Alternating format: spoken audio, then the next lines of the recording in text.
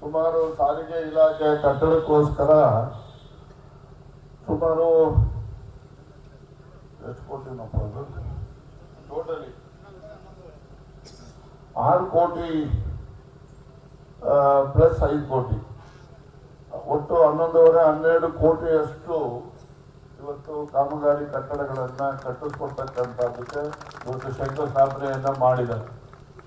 ನಾನು ನಮ್ಮ ತಾಲೂಕಿನ ಎಲ್ಲ ಜನರ ಪರವಾಗಿ ಕೂಡ ಅಭಿನಂದನೆಯನ್ನ ಸಲ್ಲಿಸೋದ್ರ ಜೊತೆಗೆ ಮತ್ತೊಂದು ಅಡ್ವಾನ್ಸ್ ಮನವಿ ಏನು ಅಂದ್ರೆ ನಿಮ್ಮ ಕೈಯಿಂದನೇ ಇದು ಕಟ್ಟಡನೂ ಕೂಡ ಪ್ರಾರಂಭೋತ್ಸವ ಮಾಡಿಸ್ಬೇಕು ಅಂತಕ್ಕಂಥದ್ದು ನಮ್ಮೆಲ್ಲರ ಆಸೆ. ಆ ದೃಷ್ಟಿಯಿಂದ ನಾನು ನೋಡಿದೆ 11 ತಿಂಗಳು ಮಳೆಗಾಲ ಸೇರಿ ಅಂತೇಳಿ ಕಾಲಾವಧಿ ಅಂತ ಹೇಳಿದೆ.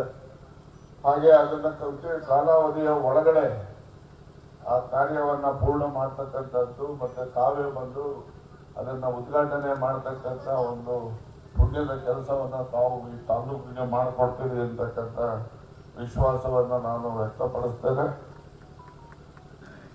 ಹಾಗೇನೆ ರೇಷ್ಮೆ ಇಲಾಖೆ ಕೊಠಡಿಗೂ ಮನೆ ಬಿಲ್ಡಿಂಗು ಕೂಡ ಕಟ್ತಕ್ಕಂಥದ್ದಕ್ಕೆ ಅದು ಹಣನು ಕೂಡ ಸಾರಿಗೆ ಇಲಾಖೆ ಅವರ KSRTC ಅವರೇ ಕೊಡ್ತಕ್ಕಂಥದ್ದು, ಅವರೇ ಕೊಡೋದು. ಅದು ಮೊದಲು ಲ್ಯಾಂಡ್ ಕೊಡುವಾಗಲೇ ಅವರೊಂದು ಕಂಡೀಷನ್ ಹಾಕಿದೆ 40 ಮೇಲೆ ಷರತ್ತು. ಆ ಷರತ್ತನ್ನು ಕೂಡ ಇವತ್ತು ಮನ್ನಣೆಯನ್ನ ಕೊಟ್ಟು ಇವತ್ತು ಮಾಡ್ತಕ್ಕಂಥದ್ದು.